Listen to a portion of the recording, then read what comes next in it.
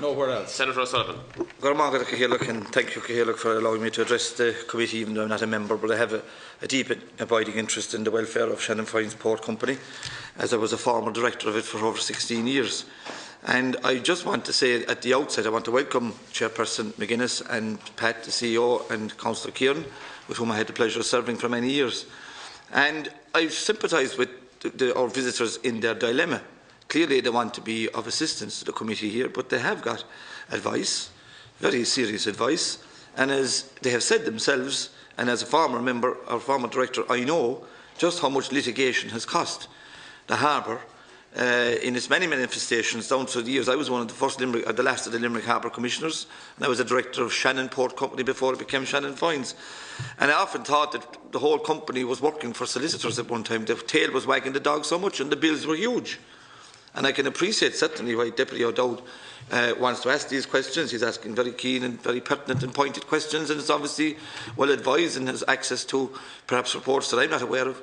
But the thing is that, even though I was a director, but the thing I would say is that whatever we do here at this committee, the last thing we want to do is have an outcome that's going to cost the port, which is a state port, further monies and further tie-ups in High Court and Supreme Court hearings.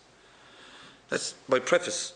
Now, I have no legal advice taken for this meeting, but I'm advised I have privilege as a senator. So I might be able to say one or two things, whether I'm properly advised to do so, I don't know. And I would just give a rough outline of my opinion of some of the points that would be germane to what Deputy O'Dowd is getting at. And in my opinion, the difficulties in Shannon Foynes grew out of a particular initiative, which was called the Limerick Docklands Initiative, which was dreamed up by a former chairperson of Limerick County City Council. And it was a tripartite initiative, and it involved Limerick City Council, Shannon Development and Shannon Foynes Port Company. But like all great ideas, it ran into difficulties, and Shannon Foynes was left holding the baby because the other two bailed out. Then it became a political issue because one of the elements of the initiative was closing down Limerick docks. As a Kerryman, I had no problem with that, but obviously it was a very big problem for people in Limerick. It became a political issue. To tunnel, what was it, 60 million it became a political issue.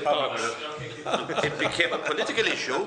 60 million on a tunnel. And it led to a clash in our councils, in our deliberations, and it led ultimately to a very serious breakdown in trust between the Chief Executive Officer and the Chairman. And it led to a divided board. And there is the genesis of a lot of the trouble that we're talking about here. I'd rather be here tonight or today, Chairman, talking about this document, which I think is fantastic.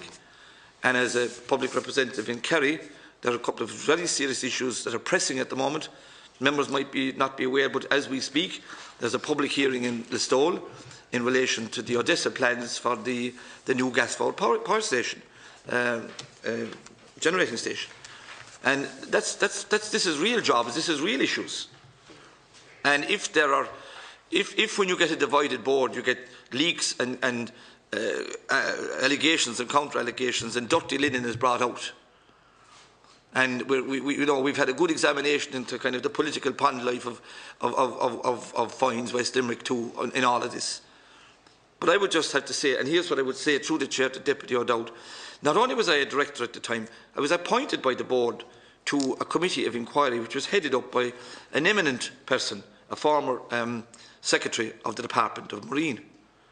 That inquiry was aborted because of High Court proceedings. We never got beyond stage one. But I have to say that I saw nothing, and I was privy to a good bit of information that would suggest to me that anybody, any particular individual, was on the make or on the inside track or lining his pockets. I have to say that. If I thought otherwise, I'd have another opinion. That was my opinion at the time. And the one single issue I will refer to, the issue of the boat, my honest opinion about that is it was a rather clumsy effort by the executive of the board at the time to deal with an anomaly where our chief executive was not getting the same wages as the chief executive of Cork Harbour. There was an old parity. You can laugh if you like, this is the thing. There was a parity and relativity there between the two harbours, and somebody slipped a notch. And I think a device was put in place whereas services would be provided, additional services by the CEO, and he'd be remunerated for them. It was clumsy, but I don't think it was dishonest, and that's my honest opinion. Now, I don't think we're going to do any service to the state, to these three individuals here, and to the welfare of Shannon Foynes by coming in here next month or the month after with more questions about issues which, if there was a serious issue there, and I thought there was, I'd be asking the questions myself. But from my experience, I believe there wasn't. I know nobody, I can't expect anybody here to take that on trust. Deputy O'Dowd can't take that on trust. But I would say to people who are asking these questions, look at where the questions are coming from and why are people asking them, and are they of overall merit to the body politic that they should even be asked.